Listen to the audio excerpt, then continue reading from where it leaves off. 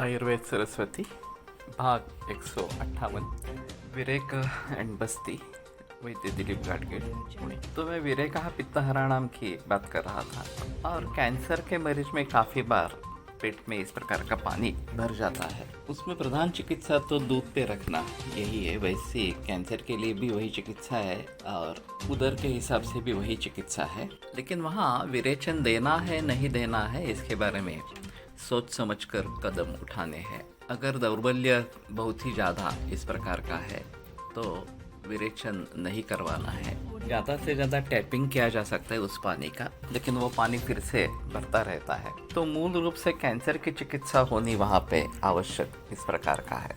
तो कहने का तात्पर्य अर्थ है कि विरेका पित्तहराणाम, जहाँ पित्त के विकार है, पित्त सबसे बढ़ गया है, वहाँ ये विरेचन चिकित्सा काम करती है। और दाह, औष्ण्य, पाक वगैरह वगैरह इस प्रकार के लक्षण अगर ज़्यादा है तो उसमें विरेका पित्तहराणाम ये श्रेष्ठ है, अग्र संग्रह है।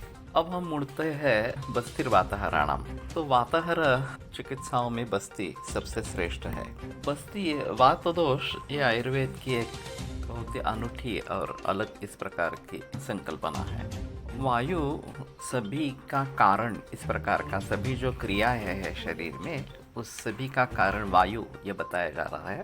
और सृष्टि में भी ग्रहों का भ्रमण वगैरह के लिए वायु ही कारण, और इसलिए जब वायु बढ़ जाता है, प्रदुष्ट इस प्रकार का हो जाता है तो काफ़ी दिक्कतें निर्माण करता है। और ये एब्स्ट्रैक्ट होने के कारण किसी इन्वेस्टिगेशंस के पकड़ में नहीं आता। मैंने का जो अनुभव पुणे हॉस्पिटल में, पूना हॉस्पिटल में देखा था कि पृष्ठशूल इतनी तकलीफ थी, बहुत ज़्यादा थी इस प्रकार से। सभी प्रकार के इन्वेस्टिगेशंस हुए, कुछ भी निकला नहीं। तो मुझे बुलाया गया, मैंने नाड़ी देखी, पेट देखा और फिर बताया कि केवल वात की वजह से है। और फिर स्नेहन, स्वेदन वगैरह ऐसा करके एंड कुछ पाचन दीपन इस प्रकार की औषधियाँ देके उसमें से मुक्त हो गया। जो एलोपैथी का डॉक्टर उसको ट्रीट कर रहा था वो आश्चर्यचकित हुआ कि हमने इतने सारे इन्वेस्टिगेशंस किए, कुछ भी पता नहीं चला और आपके 2-3 दिन की दवा से ही उसको रिलीफ हो गया, ये कैसे हो सकता है।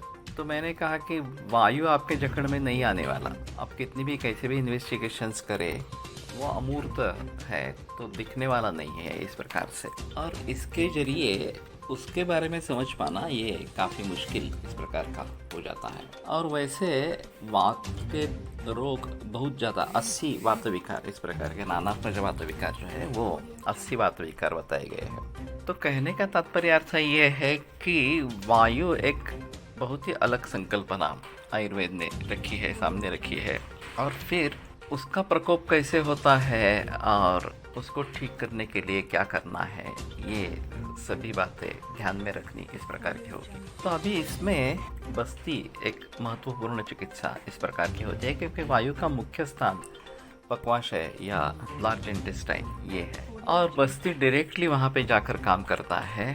और इसलिए बस्तिर वातहराणाम, वातहर द्रव्यों में या चिकित्साओं में बस्ती सबसे श्रेष्ठ इस प्रकार का बताया गया है। तो कहने का तात्पर्य अर्थ ये है कि वायु को समझ पाना, वायु को ट्रीटमेंट दे पाना ये काफ़ी मुश्किल इस प्रकार का मामला है। आगे बढ़ते रहेंगे।